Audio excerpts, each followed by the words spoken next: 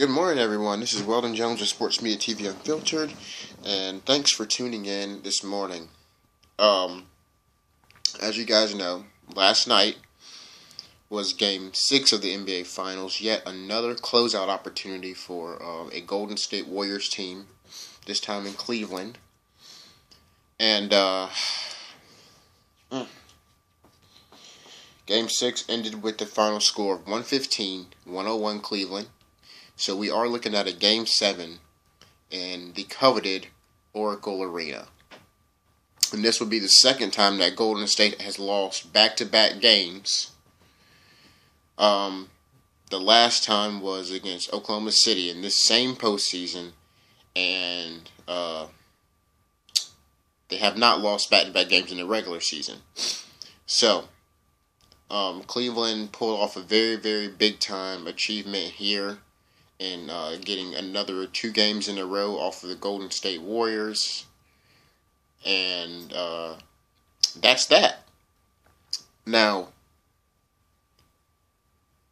in terms of Game 6, and then I'm going to talk about the complexion of the series as it is. In terms of Game 6, what we saw was another great performance by LeBron James. And we saw Steph Curry and Klay Thompson both show up to play.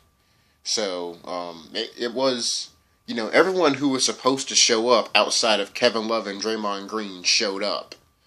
Draymond, this was his first game back from the suspension, so that may have something to do with it, who knows.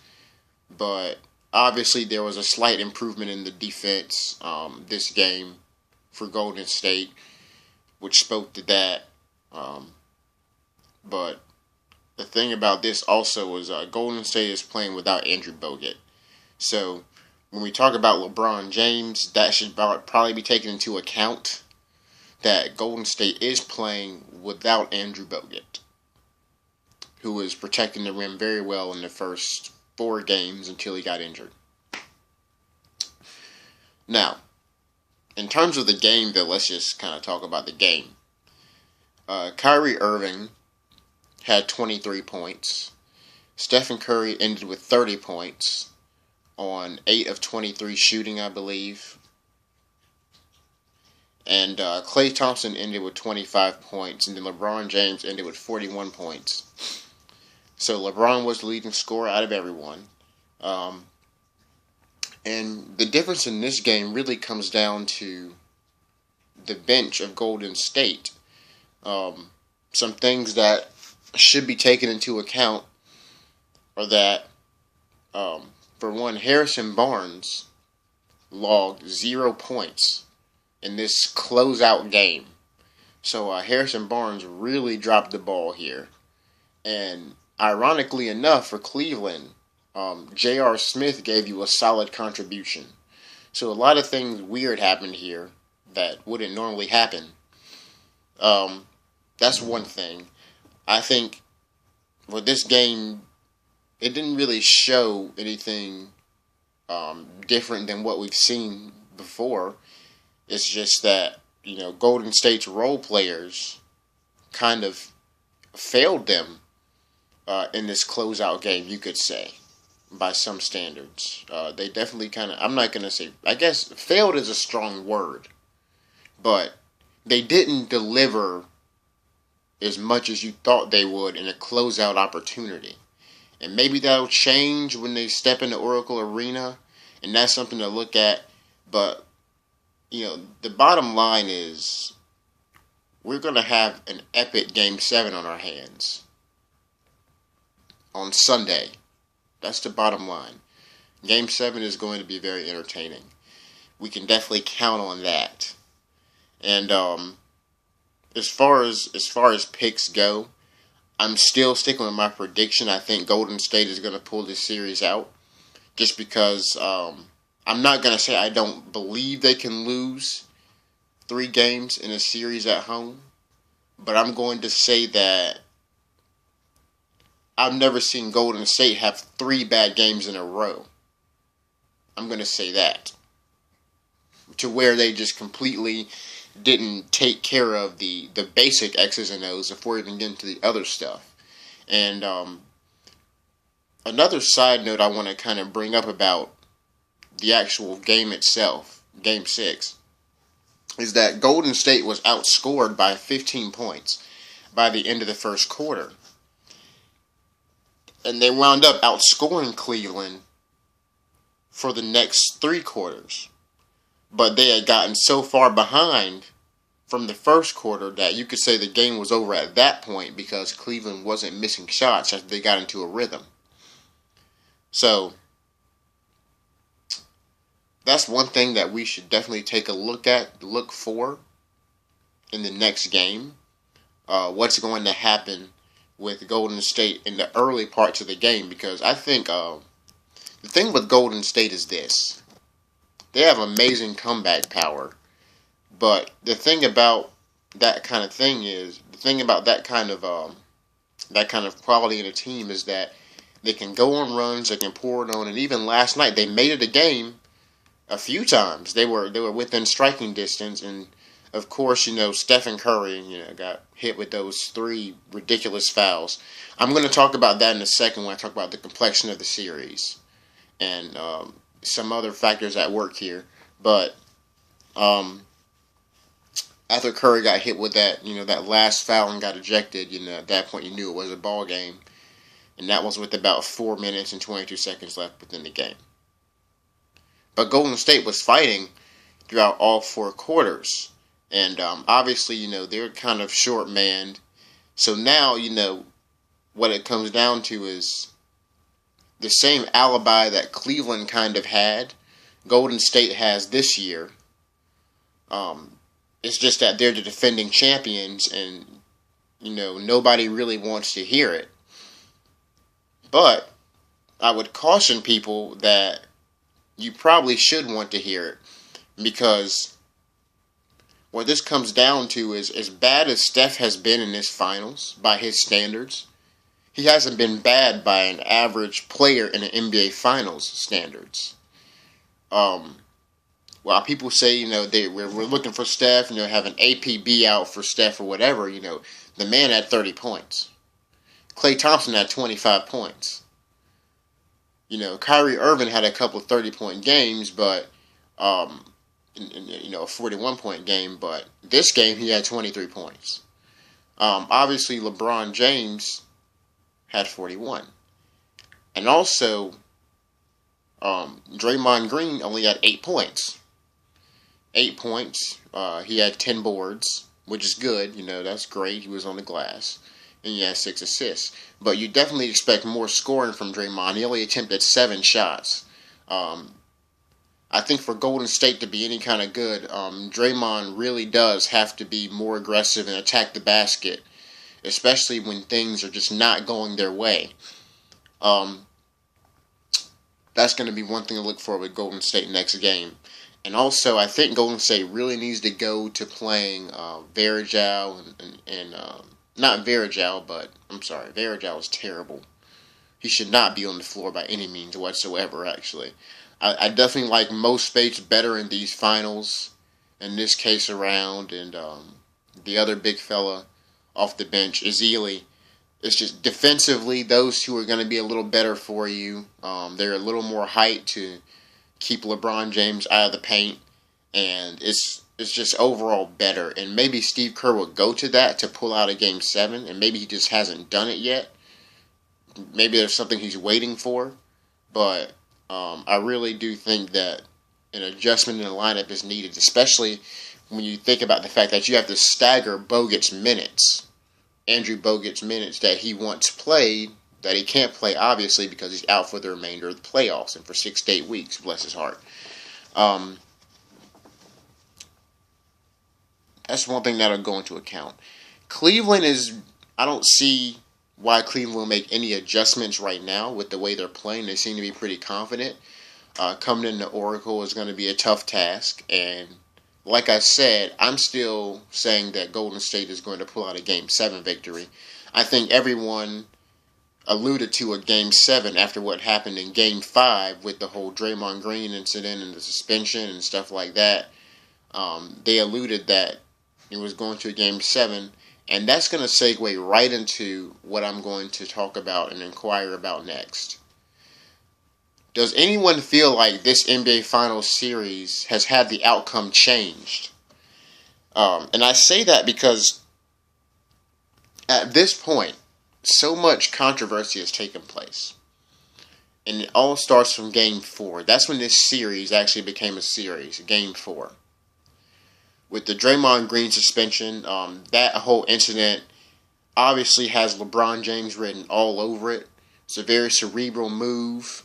He is now officially in Draymond's head, I think, because of the fact that, he did set that whole thing up and he did cry wolf and kind of, bait the whole changing of the outcome, because obviously there wasn't going to be one. No one was going to review it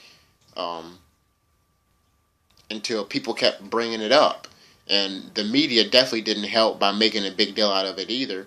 But the bottom line is this, when we talk about that incident, LeBron James instigated it. He shoved him to the ground, attempted to step over him. At that point, you're kind of asking for it. And you have to, while you have to hand down punishment, you have to know when is the right time. And this is definitely, I think, this was definitely a very, very bad move by Kiki Vandeweghe and the other staff in the NBA commissioner's office. With that being said, let's talk about Game 6. And this is not to make excuses for Golden State, but these are things that definitely need to be pointed out. The officiating in Game 6 was unacceptable. It was very lopsided, and anyone who was watching the game could see that. And I'm not saying that because Cleveland won. Cleveland was going to win regardless. They jumped out by 15 points in the first quarter. That was a ball game at that point, if you weren't going to stop them from scoring. That wasn't my point. But Golden State had a chance towards the end, but it seemed like the closer Golden State got to possibly closing the gap, the more lopsided the officiating got. And an example of this is, when Golden State went down by about 9 points, they were getting ready. They were on a run. They were pretty hot. They were getting ready to go in for the last hurrah of this game, anyways. And Stephen Curry gets hit with a ridiculous touch foul on Kyrie Irving. And I look at that and I think to myself, no, that doesn't really add up. Because if you look at the way that teams play Curry and Thompson, these guys are literally being touched every single second of every single play. And people can say Steve Kerr is complaining about the calls or whatever, but it's true. Damn it, it's true. I don't care who wins this series. Let me make that clear. I don't care who wins this series. But as a Spurs fan, watching that Oklahoma City series and how lopsided the officiating was, and just how fortuitous I saw that Oklahoma City was from blatantly missed calls and terrible calls made down the stretch when the Spurs could have closed in on the games. While some of it was their fault, you still have to point the finger here. And Steve Kerr is probably going to get fined. Yes, because it's the NBA and they want to protect their officials. But he was in bounds to say everything that he said. He had a perfectly valid point. Steph does not get any respect from officials. The officials just let players shove Steph, elbow Steph.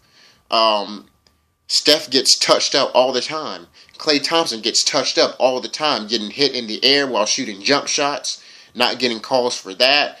I mean, it has become to a point where, especially in these finals, you have to start to wonder, does Cleveland have a little bit of an advantage here?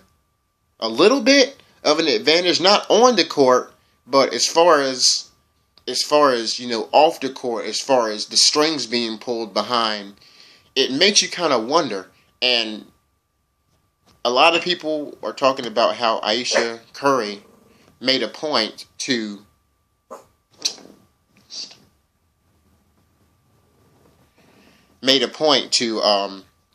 point out if the NBA Finals was rigged. I'm not going to say it's rigged, but I'm going to say that there are some sketchy things in this series that have made the complexion very different. And it feels like Cleveland is not the one taking this series away from Golden State. It feels like someone else is, in a sense. Now, granted, Golden State hasn't played their best basketball either. They haven't played bad enough to a point to have gone through this much, if you think about it. That's kind of where I am on that. Now, regardless, we're going to see a Game 7 for whatever reason, or, whatever the reason may be. If there is some kind of hidden conspiracy or something like that, we'll never really know because the NBA is not going to tell you that. And, Cleveland still came out on top in Game 6, so we're going to see a Game 7. And this now comes down to the Game 7 predictions, pretty much. I still have Golden State. I'm going to give them a 5-point margin of victory in this Game 7. I'm giving them a 5-point spread. And that's just based off of my assumptions here, because I'm going to assume that I'm taking the worst case scenario here. So, LeBron James gets another huge 30-40 point game because he's due for another one. He did have like 3 or 4 games last year in this series that he had like 30-40 points, was pretty dominant. So I'm anticipating another dominant LeBron James game, but I'm also anticipating that Golden State's big three are going to come to play, and their role players are going to play way better at home in a deciding game for a championship. You can never really sleep on the intangibles of Golden State, especially going back to Oracle in a Game 7. I think up to this point